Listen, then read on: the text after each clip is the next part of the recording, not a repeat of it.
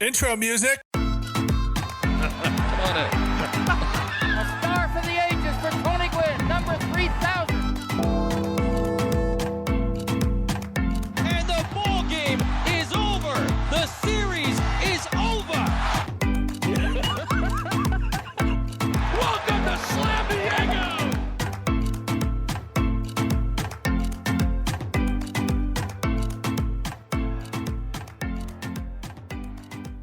My name is James. My name is Joey. And this is the Brothers Padre. James. Happy February. Happy February, Joey. It is the darkest baseball month. I think it's probably that. I would say January, but I think February is because we're so close to spring training, especially early February when there's no spring training. It just feels. I want baseball to start, and so it just feels like maybe it's the most annoying month. It is because, baseball ends and then you go into the holidays. January, you're still, on that holiday high. People are still signing. Deals are being done. Yeah, people are lying to themselves about their diets they're on. Yeah. And all. And February sort of just like, oh, now we're here. Anyways. Yeah. Yeah, James, a few things have happened in the Padres, and we're here to talk about them. First and foremost, most important, a couple days ago, Mr. Yu Darvish signed a 6-year extension for $108 million, allowing Darvish to pitch basically for the next 6 years for the Padres, and that's super cool. That means that for Musgrove's contract and Darvish's contract, we'll have two great pitchers for the next 5 years. Yeah. It's proof that everyone, the Padres are going to be flash of the pan. We have a 2-year window. We're not planning. They're not building a 2-year window. They're building a decade in which we want to be a competitive team. Yep. That's what that was. Hey, look, we're going to be competitive. Yu Darvish was in the top 10 best pitchers of last year. In every measurable stat, he ranked higher than Garrett Cole. So, and he gets paid, half of New York every year. It's ridiculous. Yeah, last year his highest fastball velocity of his career. It's also because he doesn't use his fastball as much, right? So he's not wearing out his arm, but he's started to use all of his different sliders and cutters, and the man throws 1,000 different pitches. Yep. And he started to rely on that. He has a way better swing and miss rate. It's incredible. Yeah, AJ Preller said, seeing how much Darvish works in the offseason, Darvish never left San Diego. Him and his wife pretty much live here. I would say they probably are going to live here for the next few years for sure.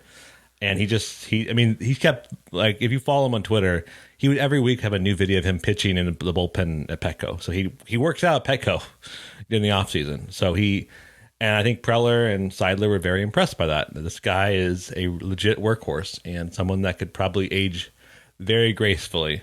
And I think he said that he was thinking he might get one more short-term deal and was very pleased for a long-term deal. A little bit around the deal, a lot of people were critical of the deal because it's 6 years. And it leads Darvish to this age 42-year-old season, which in baseball terms means most people think that you're going to die at age 42. Once you turn 40, you're on borrowed time. You basically have to have your kidneys replaced and all that other stuff. But the deal actually lowers his AAV and lowers our tax threshold for this year as well as coming years. It is a savvy move because Darvish was going to probably get $60 million in a 3 to 4 year deal anyway. This way, it makes it so tax threshold is lower. Plus, I think truthfully, they see him as a person that can age to pitch that long. Scherzer and Verlander literally don't want to stop pitching, right? Verlander has said he wants to pitch till he's at least 45. And that's a crazy statement, but you're like, his idol is Nolan Ryan, and he won the Cy Young last year. Yeah. And Darvish works just as hard as Verlander and had a good year. I honestly think it's going to work out fine. I think it's going to work out. I mean, if he had a dud last 2 years, I mean, it's not that much money. It really isn't. And it allows for 3 to 4 years of good Darvish and maybe a decline, and it helps us possibly expand the roster a little bit, which is a big deal. Yeah, because he gave us a hometown discount. Yep. He could have went out and signed next year a 2-year contract with somebody for $60 million and then gone from there. But since we gave him a long-term contract, he's never been with the team this long before. We will, at the end of his career, if he pitches his whole 6 years, we would have been his longest tenure of his career. He did everything. And also, even if he does it, so let's say he pitches 4 years and just can't pitch anymore.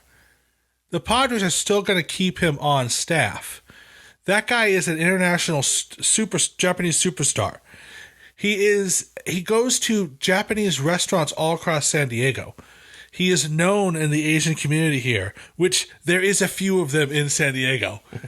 The man does more for the fan base than I think he's worth the money just for that fan base. If he hasn't pitched his last 2 years and is just a cheerleader for the team, he's still a bargain because what he does for the Padre brand allows them to make more money, allows them to maybe bring other Japanese players in. Whoa. Wink, wink, nudge, nudge.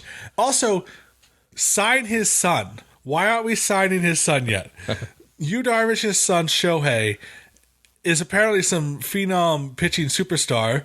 Let's just sign him already. I give that 16-year-old some money and say, "Hey, kid, you're a Padre when you turn old enough."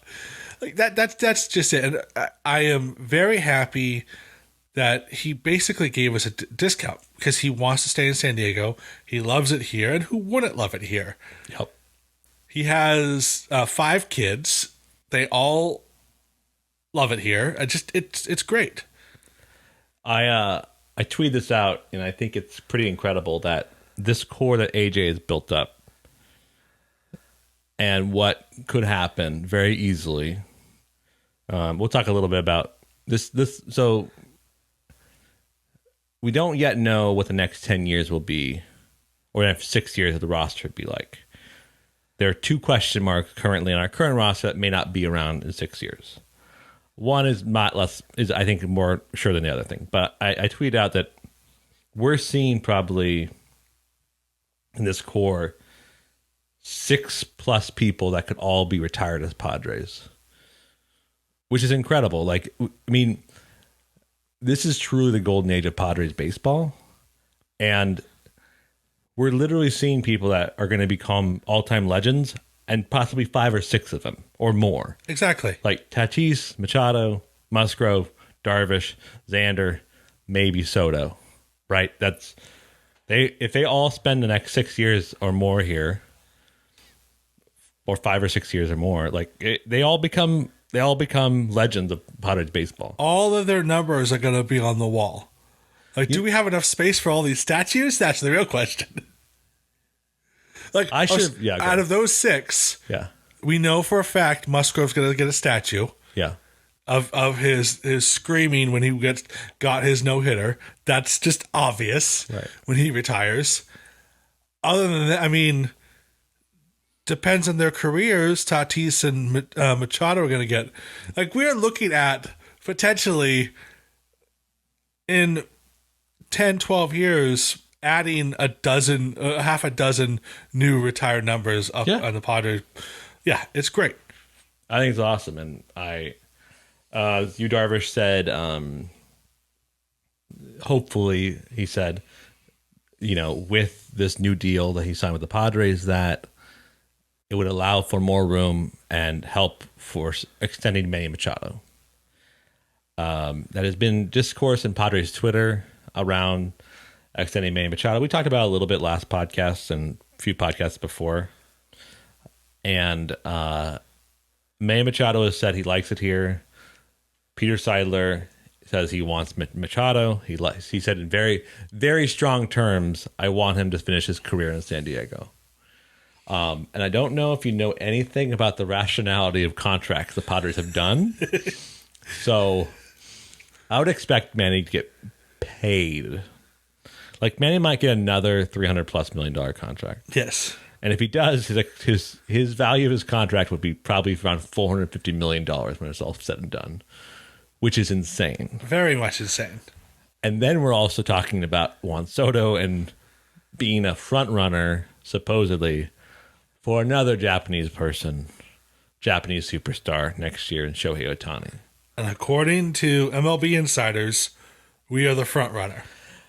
So, But Joey, before we get into that, yeah. we have to acknowledge that you and I are the reason why Yu Darvish is staying. Yeah. Oh, yeah. So a couple weeks ago, you and I started a hashtag, Keep You in San Diego. We haven't brought up in the podcast because we wanted it to grow organically.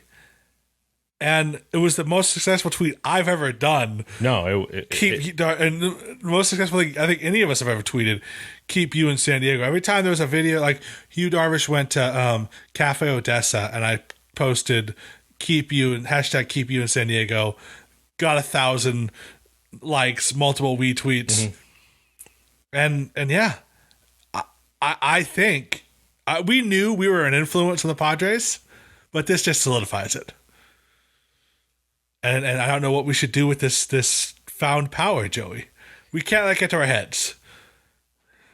I think that we can't let it get to your head. So it is a power that I'm going to use lightly. I can't just be asking for extensions for whomever. I know. Got to be careful. Strategic. Yeah. I don't think we can't abuse it. Like we can't just be back to back. We got to let things sit for a little bit, and then we'll use our powers again. Yeah. And I salute you, James. I salute you for starting a hashtag that did have a good result. Yeah, and I think we have to. I agree. We can't just go firing them off because we don't want to seem jealous or not jealous. What's the proper term? We don't want to abuse our power. We understand we have this now, and we can't have everyone else relying on us. Right. So next off season we'll start another one.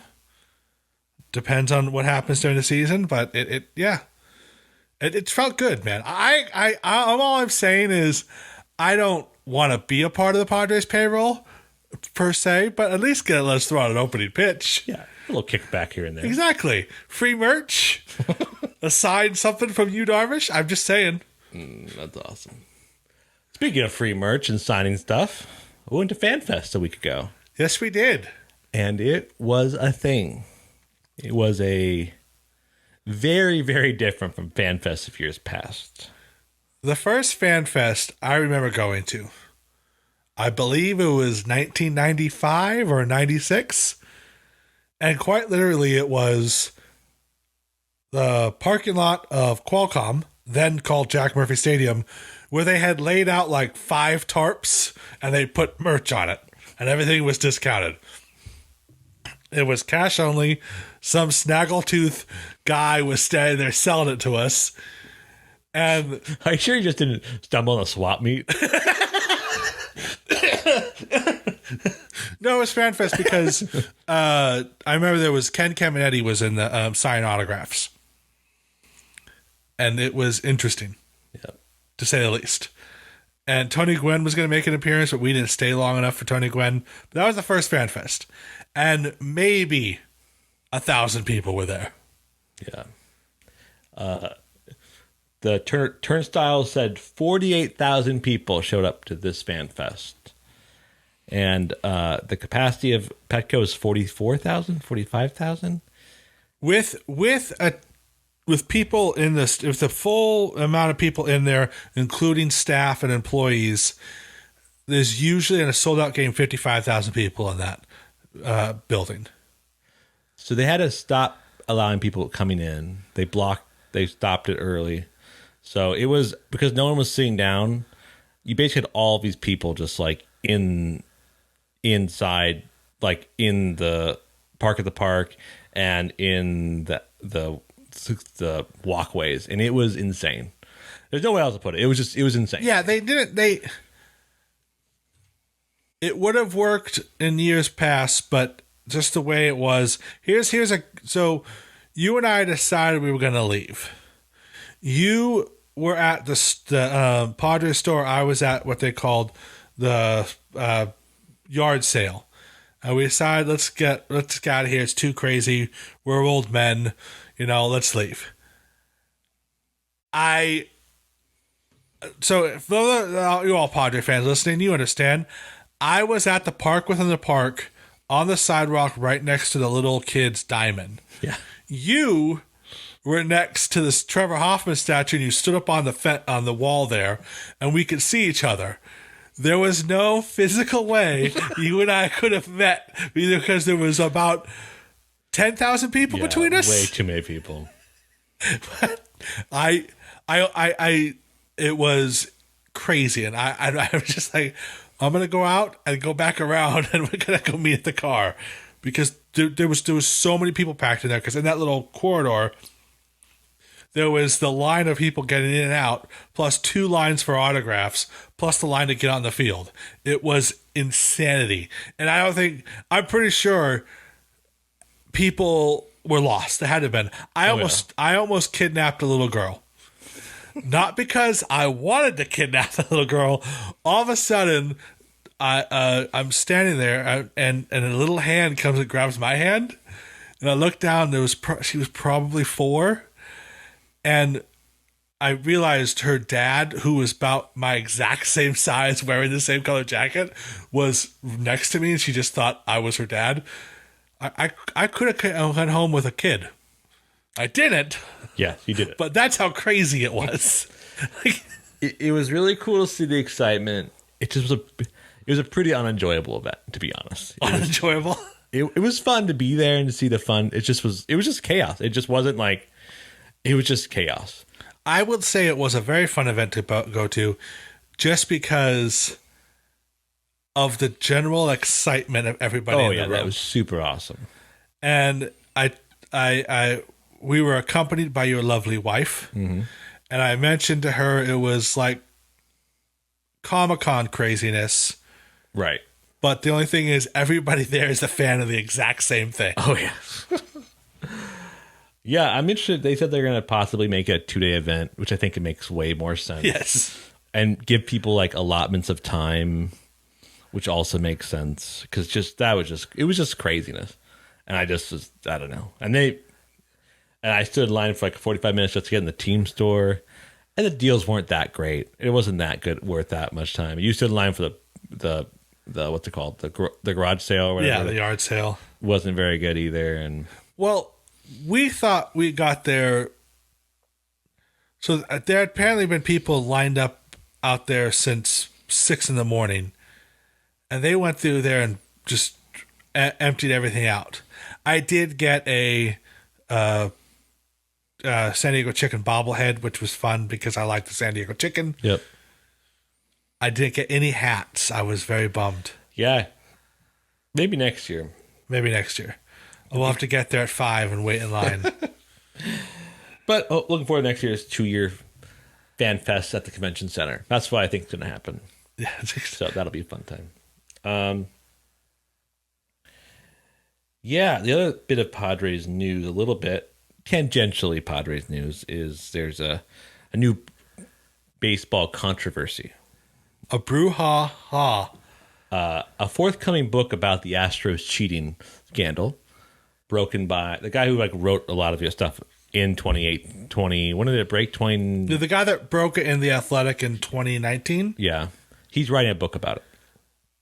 In it, he makes a claim, and he has sources that say that the Dodgers themselves were the biggest cheaters of them all, and that MLB knew it, but they did nothing about it.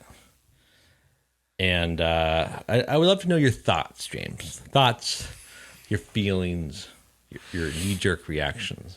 Well, Joey, I'm a big constitutionalist, let's call it. You're innocent until proven guilty. I want evidence. I need facts before I say anything. All that being said, there's no way the Dodgers didn't do this.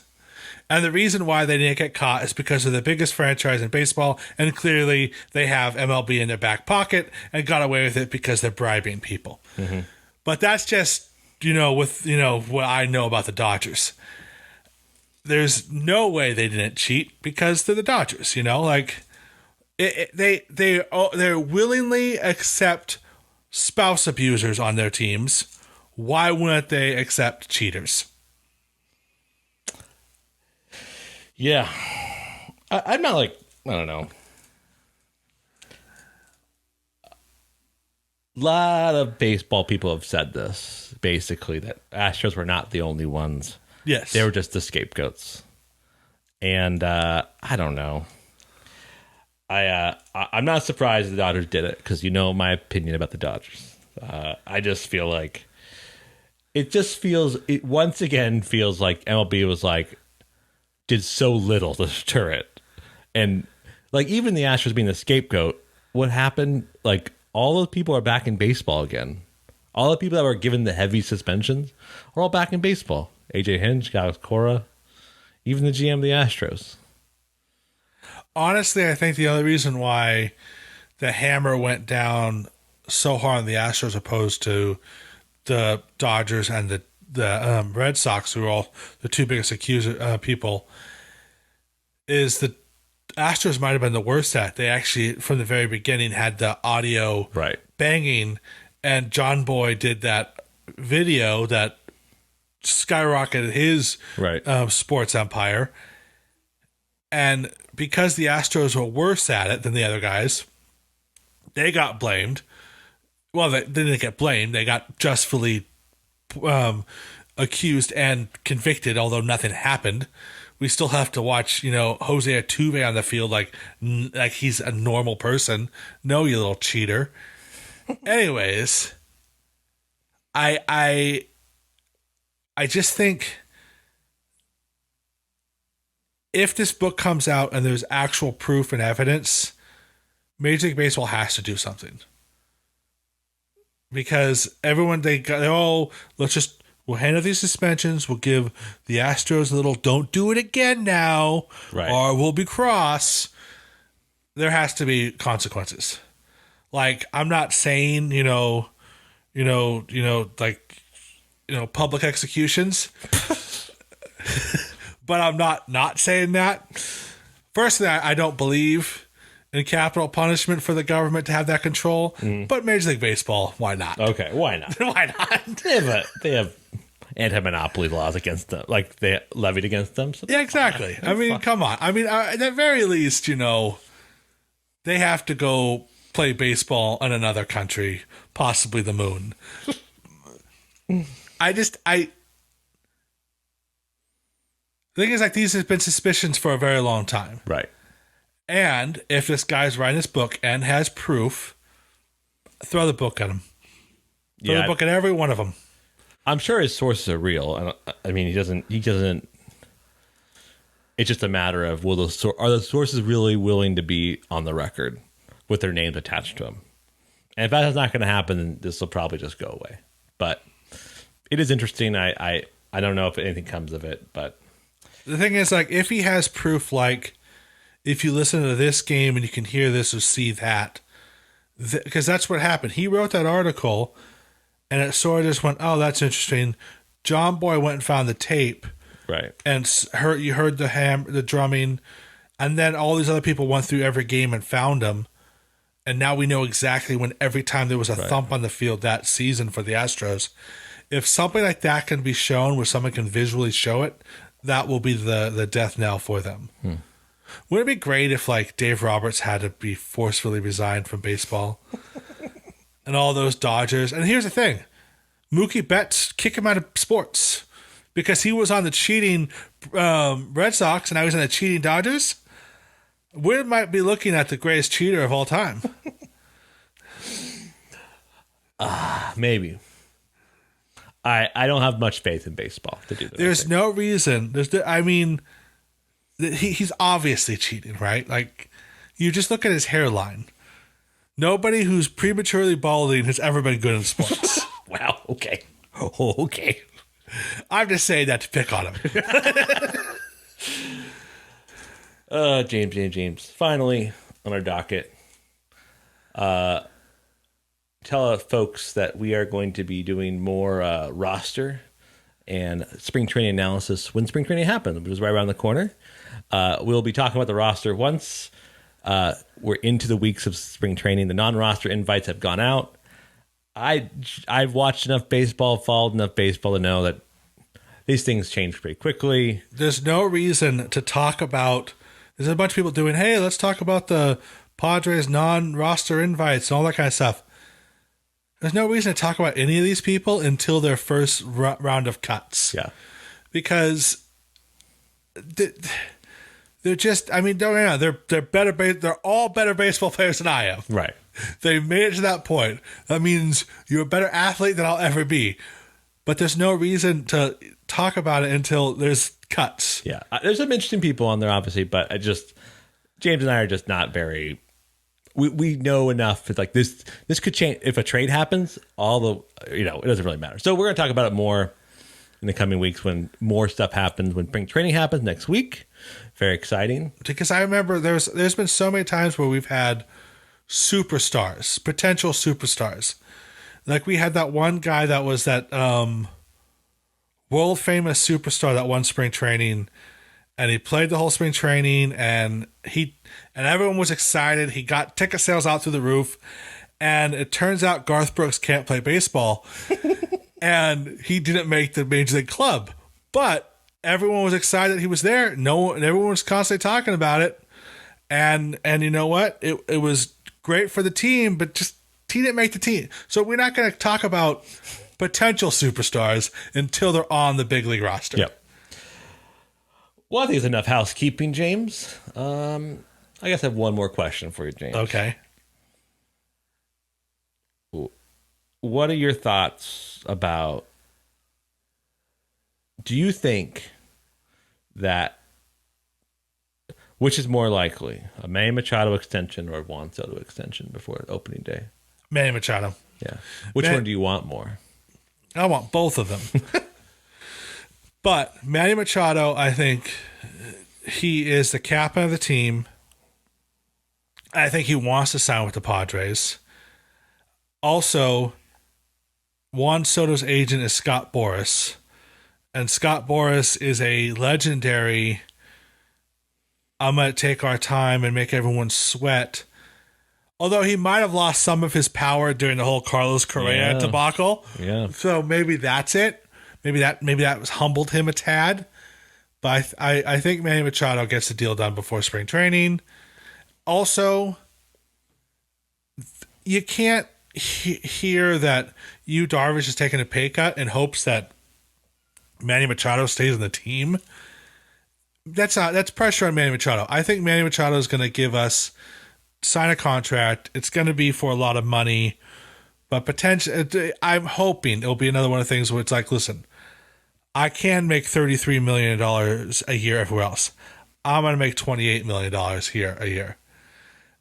Be pretty cool. Pretty cool. And it's like, oh, that's it. And everyone would be like, hey, he gave us a discount like Tony Gwynn. Not really. But, yeah, I that's what I think. I think Manny Machado, because we still have 2 more years to broker a deal with Soto. Yeah. And again, Scott Boras is the guy that was going to wait till the last minute. Yep, I agree. I think that it doesn't matter what Soto wants. Soto may want, Soto did entertain an extension with the Nationals. So I think it's possible, but I agree. I really want the Machado thing to happen because I cannot handle. We talked about this in another episode, a whole season of people talking about how their team's going to sign Manny Machado. I just can't deal with it. I just can't. I could deal with the Soto thing because, you could very well. That could happen, but Manny, I just can't. He's just it's too close to home. He's too much of our guy. He's too much of a Padre, and also, I've brought it up: the arrogance of Mets fans. Their owner spending $500 million. Oh, I know, but it's like, we're just going to sign Manny Machado next year. Meow, meow, meow. Also, you're already chalking up this next season as a loss. We're going to get Manny Machado, then we'll be unstoppable. and here's the fact about all of the money that I've brought this up before about the Mets. They've spent $1 billion on payroll, and I don't even think they're the best team in that division. No. That division is a nightmare. Yeah. A complete nightmare. Like, they might not even make it to the playoffs. Because if the Phillies, who've improved, the Braves are still the best team in that division, and if the Marlins improve a little bit, they might legitimately not even make it to the playoffs because how good that division is. Yeah. It's excellent. So don't we'll be unstoppable next year. Calm down, Mets fans. Play this season first. And just because your agent, your boss wants to throw money at everything doesn't mean you're going to get everybody. Yep, it's true. But I'm excited for Padre baseball. We're almost about to see a real game. Kind of a real game soon. Yeah. So I'm excited about that. I'll be watching spring training games, try to get my fix in. We talked about it a little bit. Spring training is like, you think it's really cool, and then you start watching spring training games, like, this is pretty unenjoyable. This is not a real game. They're all practicing, So spring training is a lot more fun when you're there. And it'll be fun to see Tatis take some swings. It'll be a good time. I'm excited about that this month. So, but James, until next time, go Padres. Go Padres. And there it is. Oh, doctor, you can hang a star on that, baby.